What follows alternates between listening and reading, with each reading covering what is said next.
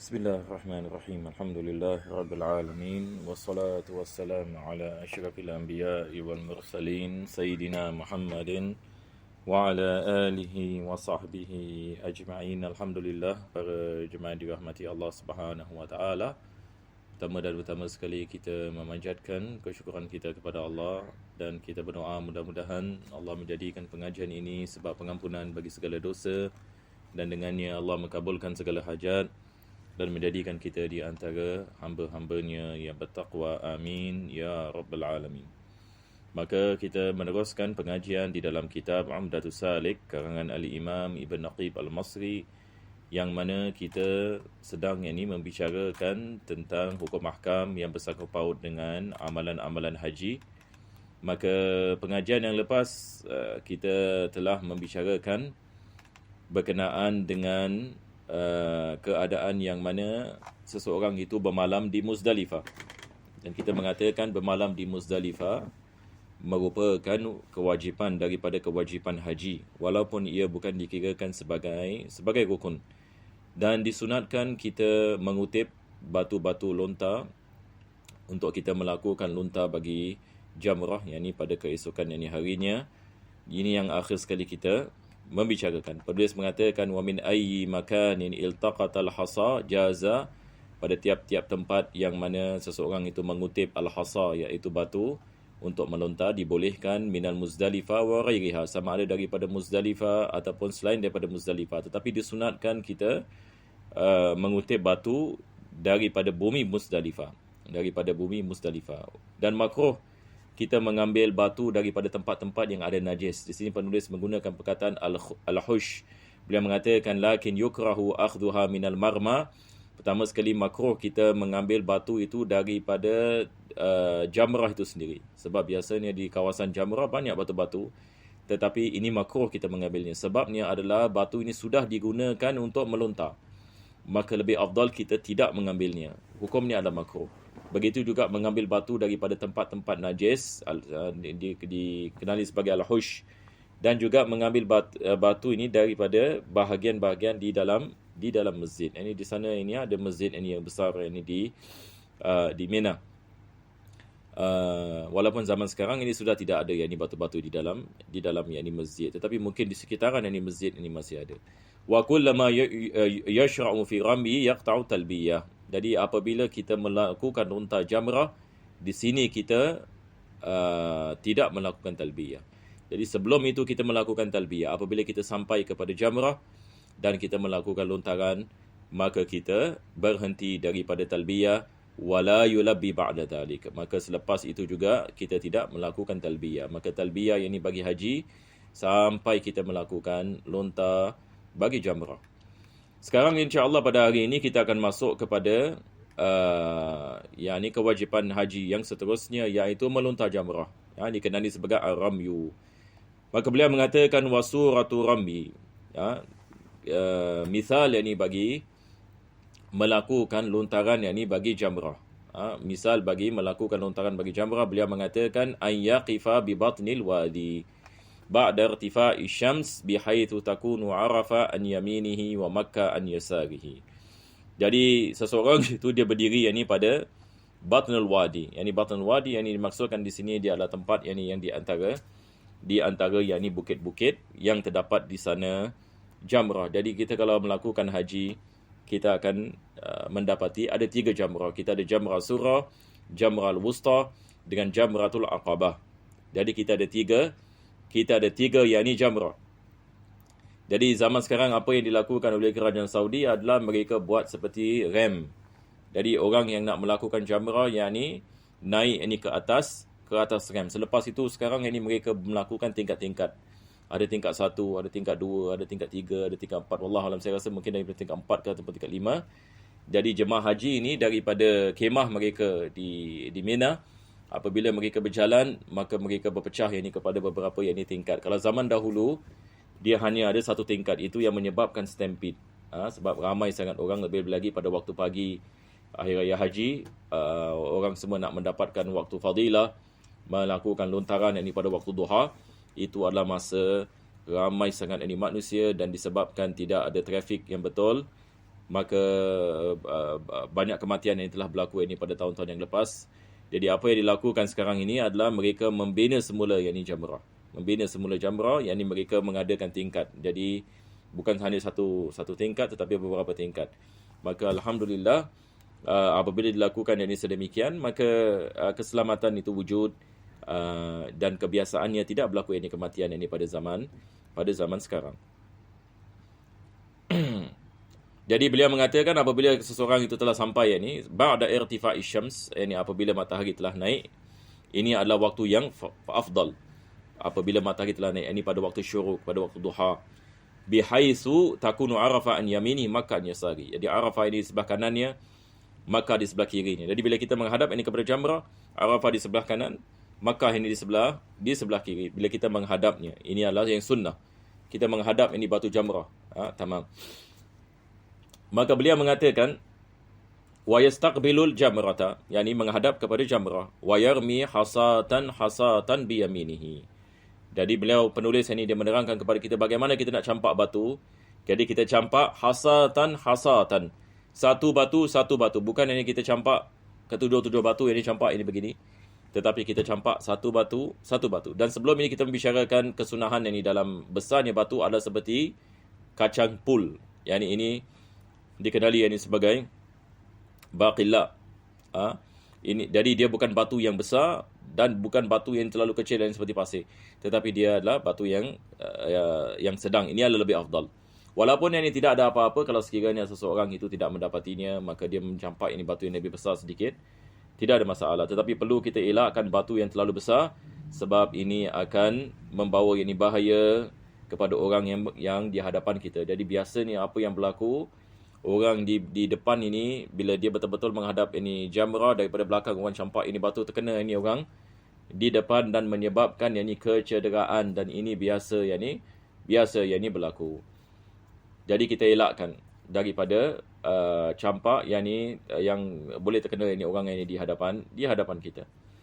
Jadi disunatkan juga kita menggunakan tangan kanan, tidak disunatkan kita menggunakan tangan kiri.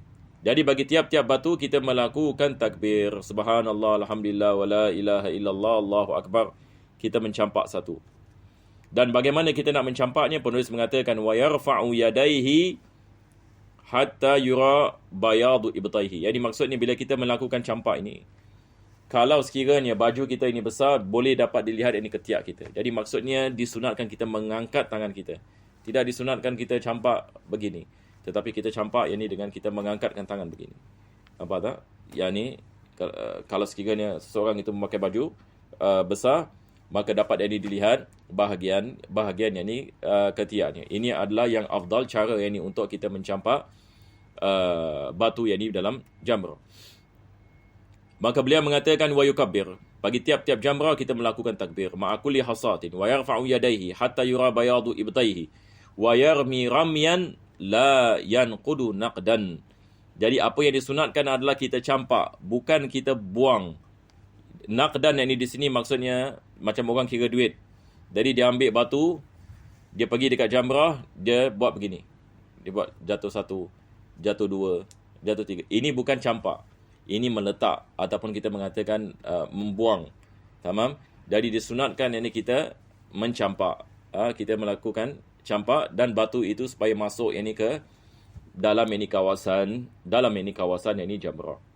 Jadi itu adalah yang disunatkan. Jadi apa yang diwajibkan di sini adalah mencampak batu, bukan selain daripada batu. Kadang-kadang kita lihat ini di video-video, ada orang yang ni dia tidak mengetahui ini perkara ini, dia campak misalan payung, ada orang yang ni campak ini slipper, dia menyangkakan ini dapat menyakiti yang ni syaitan. Ini semua ada disebabkan seseorang itu yang ni dia tidak mempelajari ini apabila dia melakukan haji. Maka ini semua perkara yang kita mengelakkan, sebab sampai hari ini kita lihat di kawasan jamrah macam-macam ini orang campak di sana. Jadi kalau kita faham ini perkara ini, kita mengelakkan perbuatan-perbuatan seperti ini. Jadi kita mesti mencampak 7 yakni batu dengan yakin. Kalau kita syak ini maka kita menambahnya. Kita mengambil yang kurang. Sama seperti tawaf dan juga ini solat. Selepas itu penulis mengatakan ruknu rabi' al-halq. Jadi rukun yang keempat adalah mencukur. Jadi haji ini kesemuanya kita ada 6 rukun. Jadi pertama sekali adalah niat. Selepas itu yang kita ada wukuf yang di Arafah. Dan bagi mereka yang melakukan tawaf kudum, yakni sa'i, dan selepas itu kita ada mencukur. Maka beliau mengatakan fa idza faragha min ar-rami dzabaha hadiyan. Disunatkan yakni pada ketika ini untuk kita menyembelih kambing, sebab ini adalah daripada perbuatan Nabi sallallahu alaihi wasallam, maka ini adalah ittiba'. Walaupun zaman sekarang ini perkara ini tidak dilakukan ini oleh jamaah. Kebiasaan yang ini tidak dilakukan ini oleh jamaah disebabkan di sana yang terlalu ramai yang ini manusia. Biasa ini kita hanya wakilkan saja. Kita wakilkan orang yang ini melakukan penyembelihan, maka mereka melakukan penyembelihan yang ini di tempat yang ini yang lain. Maka selepas yang ini melakukan melontar ini jamrah, maka disunatkan yang ini menyembelih yang ini seekor yang ini binatang. In kana ma'ahu hadiyun, kalau dia ada bawa yang ini bersamanya, yang ini hadiyun, yang ini di sini yang ini masukkan yang ini kambing yang ini yang dibeli ataupun dibawa yang ini untuk penyembelihan yang ini di dalam yang ini haji. Kalau sekiranya bagi orang yang ini yang melakukan misalan haji yang ini tamattu', maka penyembelihan di sini adalah wajib.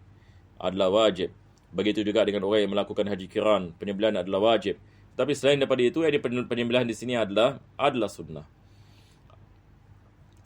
In kana ma'ahu hadyun aw dhaha thumma yahliqu rajulu jami'a ra'sihi. Maka di sini bagi lelaki yakni untuk disunatkan baginya untuk dia mencukur ke semua yakni rambutnya. Ini adalah yang paling afdal. Ini adalah yang paling afdal.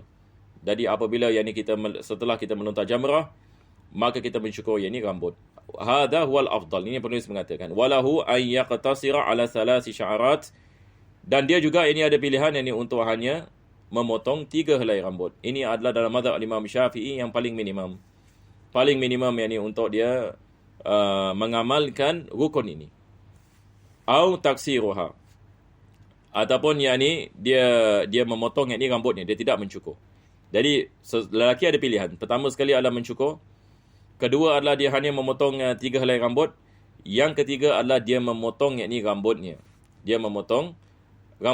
Jadi kadar bagaimana dia memotong yakni rambutnya, tetapi disunatkan ini dia memotong yakni rambutnya. Maka cara ini memotong adalah kadar ini unmulah, seperti mana beliau mengatakan wa amal mar'atu fal afdalu laha at-taksir ala hadzal wajh. Maka bagi yang wanita adalah memotong ini rambutnya ikut ini kepada cara ini, iaitu kadar ini unmula, seperti mana penulis mengatakan daripada hujung ini ke hujung. Maka apabila rambut wanita ini panjang ini misalan, maka dia memotong ini daripada hujung ini ke hujung kadar satu unmula. Yang ini mungkin ini seperti satu inci. Wa yakunu halul halqi mustaqbilal qiblati. Disunatkan apabila kita mencukur rambut kita, memotong rambut dan sebagainya, menghadap yakni kiblat. Ini disebutkan ini oleh disebutkan oleh penulis, menghadap ini kepada yakni kiblat. Wa yabda'ul haliqu bi shiqqihil ayman. Jadi disunatkan orang yang memotong rambut, mencukur rambut memula daripada bahagian kanan. Wa yadfanu sya'rahu. Disunatkan kita menanam rambut yang dipotong ataupun yang dicukur. Wal halqu ruknun. Penulis mengatakan yang mencukur ini adalah daripada rukun haji. La yatimul hajju illa bihi. Haji tidak menjadi sempurna yakni melainkan dengannya. Wa yabqa muhriman ila an ya'tiya bihi. Seseorang itu tetap ni dalam keadaan ihram sehingga dia melakukan cukur tersebut ataupun memotong. Wa man la sya'ra lahu amarra Musa ala ra'sihi. Barang siapa yang tidak ada rambut seperti botak sebagai misal, maka dia menjalankan alat cukur yakni di atas yakni kepalanya. Dia menjalankan yakni alat cukur di atas kepalanya. Itu sudah mencukupi. Jadi ini adalah berkenaan yakni dengan yakni rukun mencukur. Jadi ikut yakni kepada apa yang disebutkan oleh penulis, sampai yakni kepada Mina. Lepas itu yakni melontar jamrah. Batu itu kita dapat daripada Muzdalifah. Kita melontar yakni jamrah. Selepas itu yakni kita menyembelih binatang. Sama ada menyembelih yakni binatang yakni yang bagi yakni rukun haji, bagi menyempurnakan kewajipan haji, ataupun yakni melakukan korban. Binatang yakni korban. Nah, binatang korban ini kita mengatakan sunnah. Ini yang penulis mengatakan al-dhaha. Ini adalah perkara yang disunatkan. Maka disunatkan dia melakukan bila? Selepas ini dia melakukan yang lontar. Selepas itu yang ini dia mencukur rambutnya. Sekarang yang ini bahagian yang seterusnya adalah masuk kembali yang ini ke Makkah untuk melakukan tawaf ifadah. Sebab tawaf ifadah ini juga adalah daripada rukun yang ini haji. Maka beliau mengatakan wa tawaful ifadah wa huwa ruknul khamis min arkanil hajj. Yang ini rukun yang kelima adalah tawaf al-ifadah. Sebahagian ulama yang ini mereka menyebutnya sebagai tawaf al-hajj. Jadi ataupun tawaf rukun. Jadi kita harus faham ya.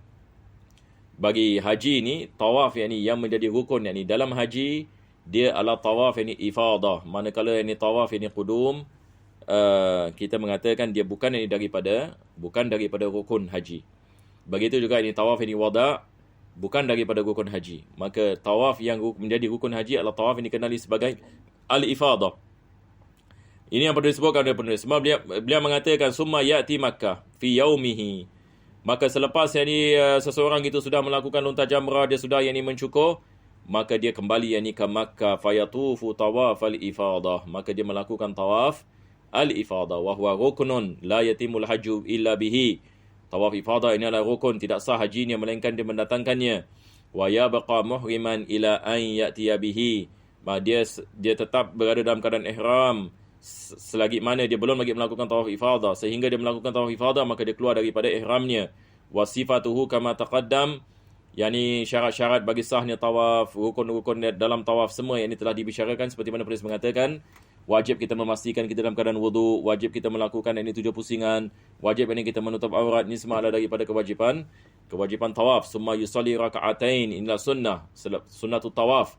Selepas kita melakukan tawaf, maka kita melakukan sunat tawaf di belakang ini maqam. Summa in kana qad sa'a ma'a tawafil qudum lam yu'idhu. Kalau dia sudah melakukan sa'i apabila dia melakukan tawaf qudum, bagi orang yang melakukan haji ifrad, maka tak perlu dia melakukan sa'i sekali lagi. Tapi kalau sekiranya dia belum lagi melakukan sa'i, seperti haji tamattu sebagai misal, kita dah melakukan umrah, lepas tu kita masuk kepada haji, maka sekarang yang ni wajib yang ni dia melakukan sa'i selepas sebab sa'i ni dia adalah rukun. Sa'i adalah rukun. Jadi dia melakukan sa'i bila? Selepas ini tawaf yang ifadah. Ini yang penulis ini mengatakan li'anna sa'ya aidan rukunun. Sebab sa'i juga adalah daripada rukun. La yatimul haju illa bihi. Haji tidak menjadi sah melainkan dengannya. Wa yabqa muhriman ila an ya'tiya bihi. Dan seseorang itu menjadi muhrim sehingga yakni dia melakukannya. Wallahu a'lam bissawab. Mungkin kita baca lagi sedikit.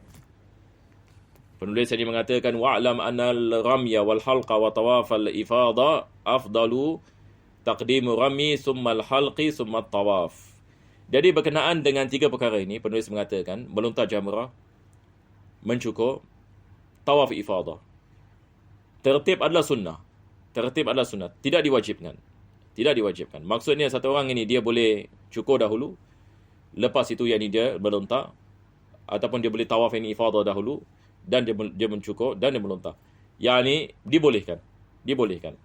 Tetapi beliau mengatakan lebih afdal mengikut ini kepada tertib seperti mana yang dilakukan Nabi SAW.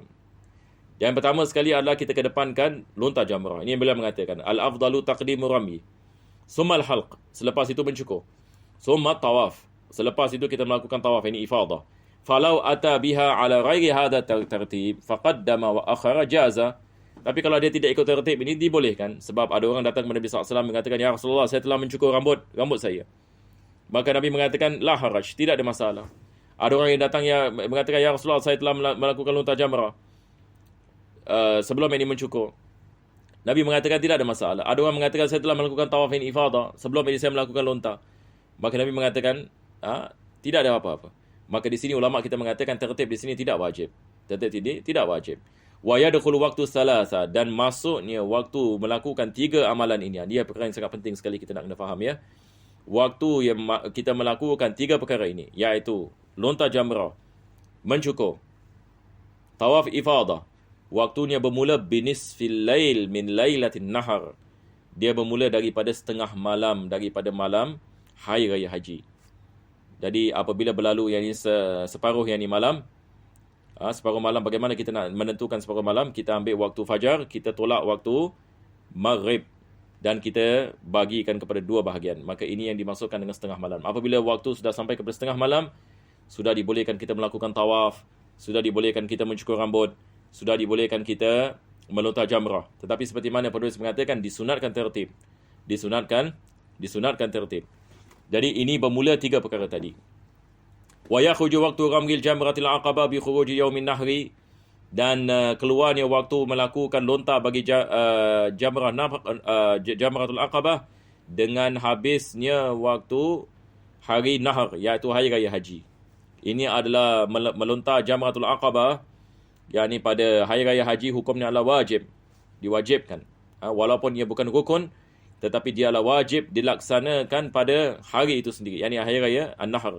Wa yabqa waqtul halqi wat tawaf mutarakhiyan walau ila sinin. Manakala waktu untuk melakukan cukur dengan tawaf ifadah, kita boleh melambatkannya walaupun bertahun-tahun. Yang ini maksudnya dia tidak ada had yang baginya. Yang ini bagi mereka yang terlupa melakukannya, mereka dia boleh melakukan walaupun ini selepas hari tasyrik, sebagai misal. Ada orang yang ini sebagai misal melakukan tawaf ifadah selepas ini hari tasyrik. Tidak ada masalah di dalamnya. Tapi kebiasaannya orang tidak melambatkan cukur, sebab cukur ini mudah. Cukur mudah. Melainkan kalau sekiranya seorang itu terlupa nak cukur misalan, selepas 1 minggu dia teringat, maka wajib ini dia mendatangkannya. Wa sallallahu ala sayyidina Muhammadin wa ala alihi wa sahbihi wasallam. Walhamdulillahi rabbil alamin.